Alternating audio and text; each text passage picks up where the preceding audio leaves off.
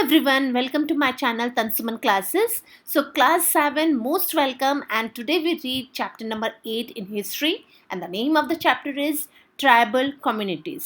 हम उन कम्युनिटीज़ के बारे में पढ़ेंगे जहाँ पे कि लोगों को ना कोई हाई लेवल था ना कोई लो कास्ट थी, वहाँ पे सबको इक्वल माना जाता था। और जो आउटर इंटरफेरेंस था, जो बाहरी दुनिया जो लोग रहते थे, उनका हस्तक्षेप ना के बराबर था। यानी वो कम्युनिटीज़ जो कि जंगलों में रहना पसंद करती थी और उनमें भी कोई जाति कोई धर्म नहीं था।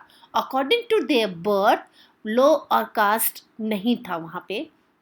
आज हम इन्हीं सब के बारे में इस चैप्टर में पढ़ेंगे कि कैसे जो कम्युनिटीज़ हैं वो आगे की तरफ पास ऑन हुआ लोगों का, और साथ ही साथ में जो ट्राइबल जो ग्रुप्स हैं वो उनके जो कस्टम्स थे, उनके जो बिलीव्स हैं, उनके जो लाइफस्टाइल है, इनके बारे में आज हम इस चैप्टर में डिटेल में डिस्कस करेंगे।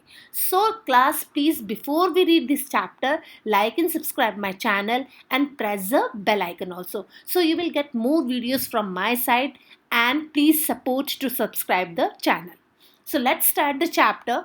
In the society underwent many changes during the medieval world. यानी medieval जो पीरियड था उस समय में हमारे जो सोसाइटी थी उसमें बहुत सारे चेंजेस आए। There were be two type of society, और जैसा कि हमें पता है कि जो हमारी सोसाइटी थी, हमारा जो समाज था उस समय, वो कास्ट बेस्ड था, यानी जाति धर्म के ऊपर वो निर्भर करता था कि किस तरीके से कुछ लोग लो कास्ट के माने जाते थे अकॉर्डिंग टू देयर बर्थ, और कुछ लोग हाई लेवल के माने जाते थे। यानी जो सोसाइटी है, जो पीपल हैं, वो अकॉर्डिंग टू बर्थ हाई और लो लेवल के माना जाता था। So there was a huge gap between the high and low caste, और इसी की वजह से जो समाज है उसमें जो हाई कास्ट है और जो लो कास्ट है, यानी कि जो कास्ट सिस्टम है, जो ग्रुप में वो बटे हुए थे और इनके अंदर बहुत ज़्यादा डिफरेंसेस थे। तो ट्राइबल सोसाइटी क्या था? ट्राइबल सोसाइटी इनको फॉलो नहीं करता था। So they do not follow the caste rules laid down by the Brahmans. और जो ब्राह्मणों ने जो हमारे यहाँ पे समाज में जो उन्होंने समाज को बांट रखा था, ऊंचा लेवल, उच्च जाति और निम्न जाति, इसको ये लोग नहीं मानते थे। Tribal societies were more equal in nature, और प्रकृति के हिसाब से जो ट्राइबल लोग हैं वो एक समान माना जाते थे, यानी प्रकृति के हिसाब से वो सभी बराबर का दर्जा रखते थे। सो ट्राइबल सोसाइटी की अगर हम बात करें तो इसमें क्या था, हाई और लो के अलावा ट्राइबल जाति जो है वो धर्म को नहीं मानती थी। फॉरेस्ट एरिया में रहते थे ये लोग। तो आज हम इन्हीं के बारे में डिटेल में पढ़ते हैं कि किस तरीके से इनकी लाइफस्टाइल थी, इनके बिलीव्स थे, इनके खुद के कस्टम्स थे, और ये छोटे छोटे ग्रुप में रहते थे।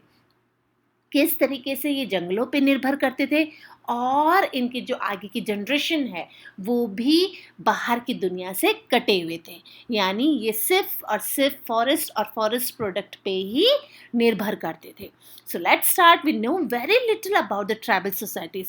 और जैसा कि ट्राइबल सोसाइटी की अगर बात करें तो उस समय में लोगों को इन ग्रुप्स के बारे में बहुत कम जानकारी हुआ करती थी, and this because of several reason. और इसके बहुत सारे कारण हुआ करते थे कि लोगों को इनके बारे में ज़्यादा जानकारी क्यों नहीं हुआ करती थी, because the tribal people did not keep written records.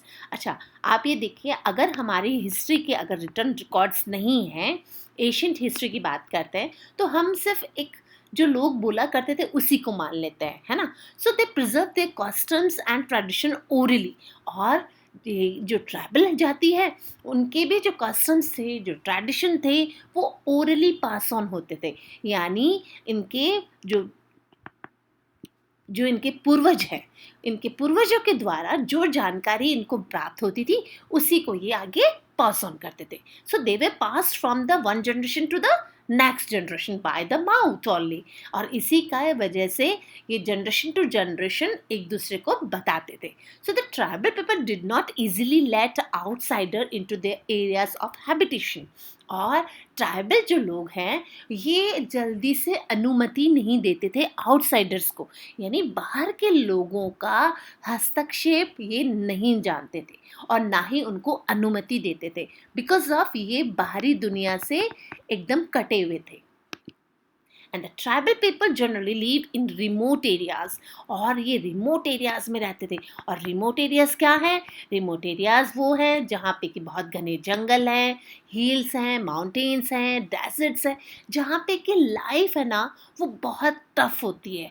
Life, ज़िंदगी जीना जो होता है, it is extremely difficult to reach the people, यानी वो एरिया जहाँ पे कि लोगों को पहुँच बहुत मुश्किल से होती है। So as a result outsiders hardly had any connect with them, और यही एक कारण रहा होगा जिसकी वजह से जो आउटसाइडर जो लोग हैं वो यहाँ तक नहीं पहुँचे। It was due to their isolation that the tribals were able to evolve the preserve their distant culture. और ये जब अंदर ही घने जंगलों में रहते थे तो यहाँ पे बाहरी जो हस्तक्षेप था, बाहर की जो दुनिया के लोग थे वो यहाँ पे कम पहुँच पाए। अगर हम ऑक्यूपेशन की बात करें, इनके काम धंधे की बात करें, तो जो ट्राइबल पीपल है ना, ये most probably agriculture, herding and hunting and gathering में इन्वॉल्व हुआ करते थे। यानी अगर आपको एक शॉर्ट क्वेश्चन पूछ लिया जाए कि भाई इनका जो ऑक्यूपेशन था वो क्या क्या हुआ करता था, so they engage in agriculture, hunting, gathering, यानी ये खेती से निर्भर रहते थे, बकरियां पालते थे, हंटिंग करते थे, एक जगह से दूसरी जगह शिकार पे निर्भर करते थे। So they dependent on the natural resources for the region they lived in, और इसी की वजह से जो नेचुरल रिसोर्सेज जो मिलते थे उस पर्टिकुलर रीजन में, ये वहाँ पे डिपेंड करते थे, उन सब पे ये डिपेंड करते थे। Some tribes settled down in the areas permanently, while others lead a nomadic lifestyle. अच्छा, यहाँ पे nomadic से अगर हम बात करें तो nomadic peoples वही हैं जो एक जगह से दूसरी जगह मूव ऑन करते हैं, यानी वो एक घुमक्कड़ जो प्रजातियां होती हैं, यानी आज यहाँ हैं, थोड़े से दिन वहाँ पे एग्रीकल्चर करेंगे and they move from one place to another place. और settled agricultures remain a few of the number, और कुछ क्या करते थे, एक जगह रुक कर एग्रीकल्चर करते थे, उसका ट्रेड करते थे, और फिर एक जगह से दूसरी जगह मूव ऑन करते थे। So the travel from one place to another place, selling their goods and entertaining people, entertain भी करते थे साथ ही साथ में लोगों को by the songs and folk tales, यानी ये एक जगह से दूसरी जगह घूमते थे। और जैसा कि हमने पहले बात करी है कि ट्राइबल लोगों के बारे में लोगों को ज़्यादा जानकारी नहीं हुआ करती थी। वो क्यों नहीं हुआ करती थी? क्योंकि रिटर्न रिकॉर्ड नहीं थे, और ये माउथ के द्वारा one generation to another generation ये पास ऑन करते थे। इसीलिए क्या करते थे, सॉन्ग्स, इनके जो खुद के फोक सॉन्ग्स होते हैं, जो फोक टेल्स होती हैं, कहानियाँ होती थी, वो अपनी generation to generation pass on करते थे। और यही एक लोगों के पास मात्र एक एंटरटेन करने का तरीका था। सम ट्राइबल ग्रुप्स, अगर हम ट्राइबल ग्रुप्स की बात करें तो बहुत सारे ट्राइबल ग्रुप्स हो जाते थे, ठीक है, बहुत सारे आदिवासी लोग हुआ करते थे, लेकिन इनके जो कस्टम्स हैं, इनके जो बिलीव्स हैं, इनके जो लाइफस्टाइल है, ये लगभग एक जैसे होते थे, एक जैसे से मिलते जुलते थे। Some groups were small and they were large and powerful and control a lot of territory. अच्छा, कुछ क्या करते थे, जो ट्राइबल ग्रुप्स होते थे वो बहुत पावरफुल हुआ करते थे और कंट्रोल करते थे एक बहुत बड़ी टेरिटरी को। इन द नॉर्थ वेस्ट अगर हम बात करें तो नॉर्थ वेस्ट में जो बलूची जो ट्राइब है, जो कि हमारे इंडिया में नॉर्थ वेस्ट में बलूच जो है, बलूची जो ट्राइब है वो बहुत ज़्यादा पावरफुल है। ठीक उसी तरीके से पंजाब के जो खोखर्स हैं, घाघर्स हैं, ये भी मेन ट्राइब्स मानी जाती हैं। और वेस्टर्न साइड की बात करें तो in India, in the western part of the Bhil and Kolis are important tribes group. In central India की बात करें तो सेंट्रल इंडिया में भी गॉन्ड्स जो है ये बहुत बड़े एरिया को कवर करते थे, कंट्रोल करते थे।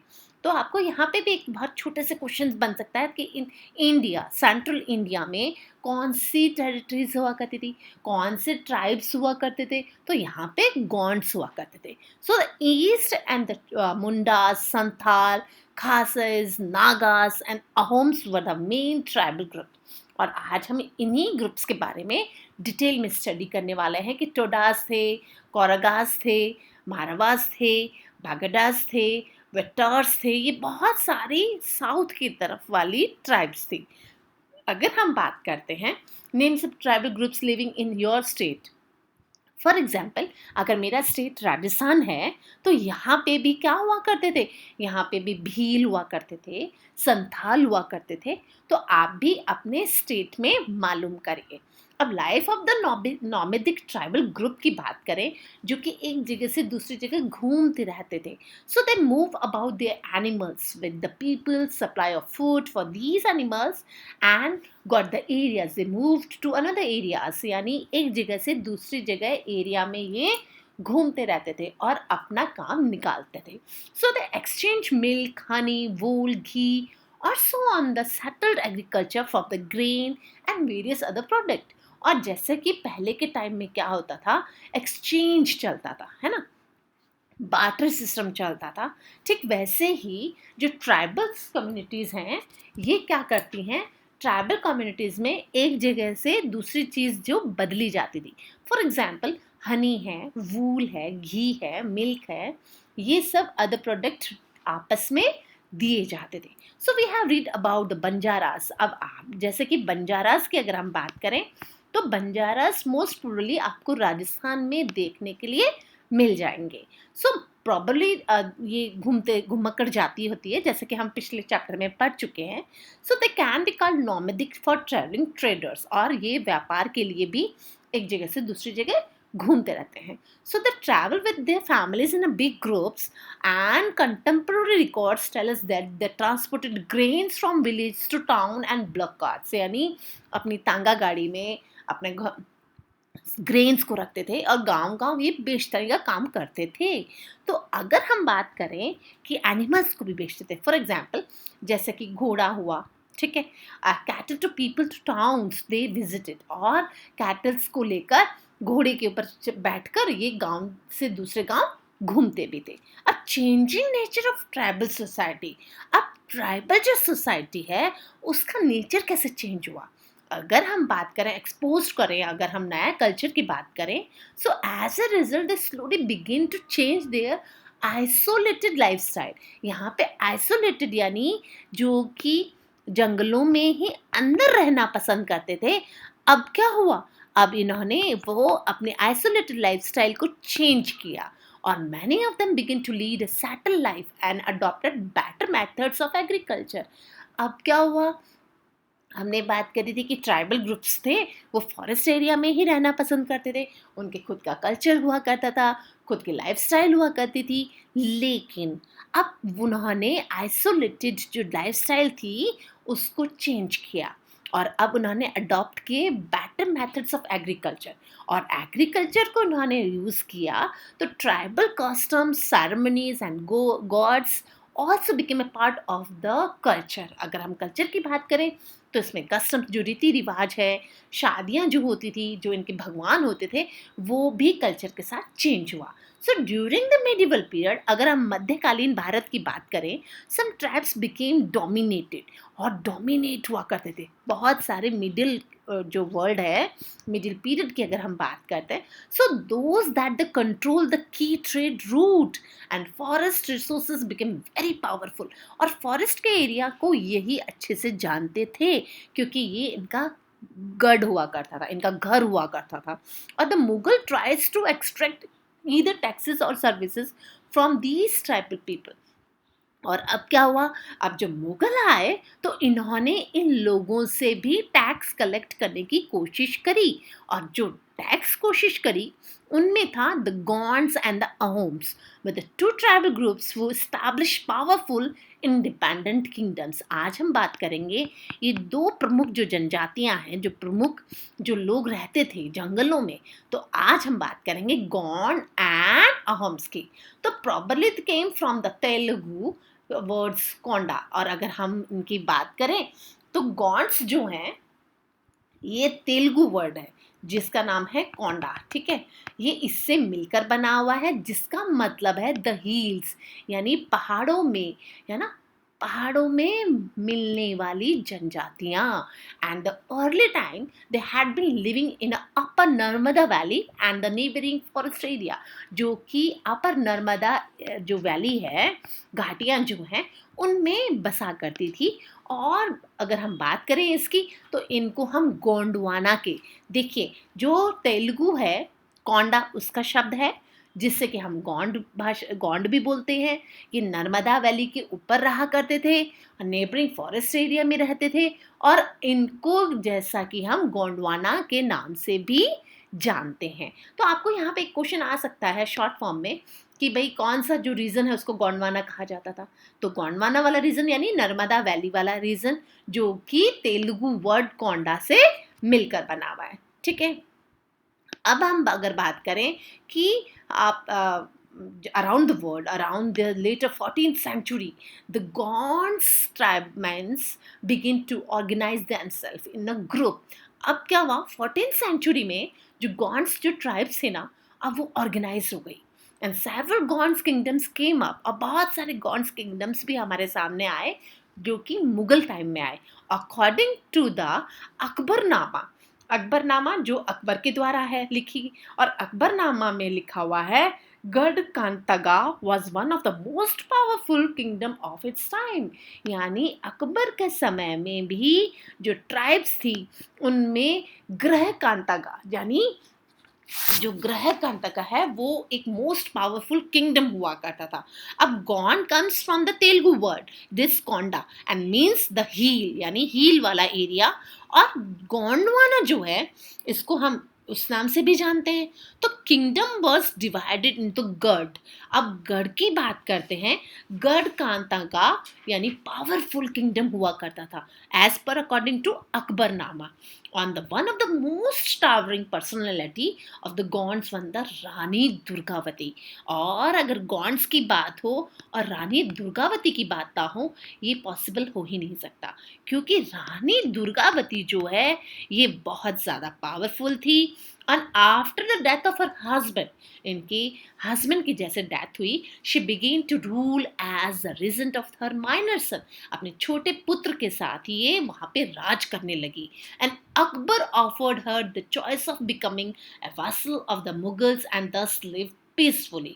She, however, refused to acknowledge Akbar's overlordship. So, in 1565, the Mughal attacked the Gurd Kant, and Rani Durgavati put up a stiff resistance and died fighting for the cause of her kingdom. और इन्होंने अकबर को refuse किया, इन्होंने अकबर की सहमति नहीं, अकबर को नहीं माना। इन्होंने कहा कि मैं रिफ्यूज करती हूँ, और अकबर को ओवरलोडरशिप उनकी नहीं इन्होंने एक्सेप्ट करी।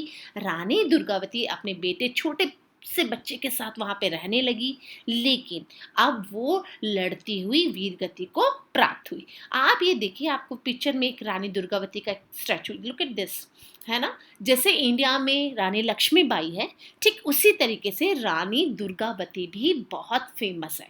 ठीक है, और इन्होंने अपने जो कम्युनिटी है उसको बचाने की काफ़ी कोशिश भी करी। सो अगर हम बात करते हैं रीड द ट्राइबल सोसाइटी, जैसा कि ट्राइबल सोसाइटी की बात करते हैं, largely equal in nature, but when small clans join together form the kingdom, the situation change. The Gond society got divided into many unequal social groups. और धीरे धीरे धीरे गॉन्ड सोसाइटी जो है वो छोटे छोटे ग्रुप्स में डिवाइड होने लग गई। So the administrative systems also change to the meet the needs of the large kingdom. It became more centralized. Kingdoms were divided into garhs, यानी अब जो हमारा जो गौंड जाति की अगर हम बात करते हैं, तो गौंड जो हैं वो क्या हुआ, अब इन्होंने गढ़ में डिवाइड हो गए, ठीक है। और जब डिवाइड हुए गढ़ में, तो each garh was divided into numerous चौरकेस and which were made up of the 84 village, और जो कि 84 विलेजेस से मिलकर बने हुए थे। और साथ ही साथ में 84 यानी 84 को हम हिंदी में 84 भी बोलते हैं। तो 84 villages are further subdivided in the प्रहद्स, and the barhot consist of 12 villages. और ये जो 84 है यानी 84 जो गांव मिलकर एक बारहट बनाते हैं, और each Barhat consist of 12 villages, और इनमें 12 गांव से मिलकर ये बनता था। आपको यहाँ पे भी ये पूछा जा सकता है कि भाई जो गढ़ है उसमें कितने विलेजेस होते थे, तो उसमें होते थे 84 यानी 84। So the Gond kingdoms were very rich. They export elephants to the other kingdom. यानी गॉन्ड जो होते थे ये किंगडम में दूसरे किंगडम्स को हाथी भी ये एक्सपोर्ट करते थे, इंक्लूडिंग द मुगल्स, और मुगल्स को भी दिया करते थे। So Akbar decided to invent Garha Katanga was his desire to capture his resources. और हम बात करें तो जो ग्रह कांता है उसको कैप्चर करने की इन्होंने खूब कोशिश करी, जो कि अकबर ने कोशिश करी। The Gonds besides agriculture but it was a largely jhum cultivation. हमने क्लास 6 में झूम कल्टिवेशन पढ़ा था कि jhum cultivation means shifting cultivation, यानी शिफ्टिंग यानी एक जगह से दूसरी जगह शिफ्ट कर जाना अपनी खेती को। कैसे? साल्स एंड बर्न यानी कटाई और जला के, जंगलों को जला के वो खेती किया करते थे। And most Gonds land a nomadic lifestyle. और हमने जैसा कि पहले बात करी थी कि गॉन्ड्स जो थे वो बहुत नॉमेडिक लाइफस्टाइल अपनाए हुए थे। तो Gond kingdom survive for a long time but gradually they lost their power.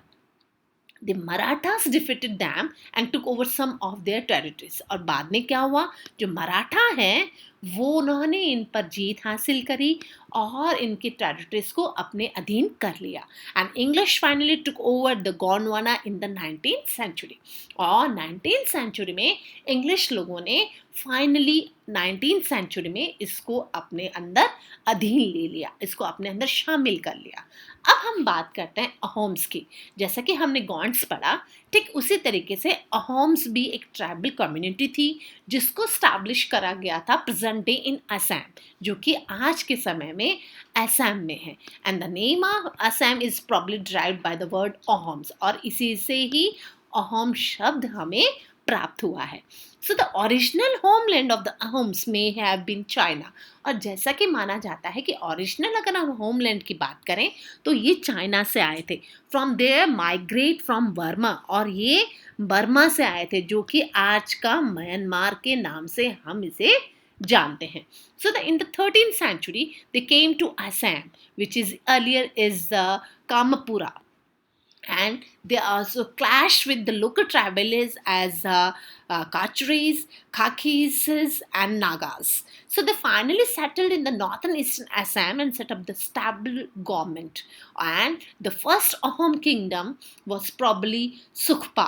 And the Ahom जो king थे उसमें सुखपा जो थे वो सबसे पहले राजा के नाम से हम इनको जानते हैं, और इन्होंने रूल किया था 40 years तक, तो 1228 to 1268 तक। Got it? यानी जो सुखापा थे ये फर्स्ट अहोम किंग थे।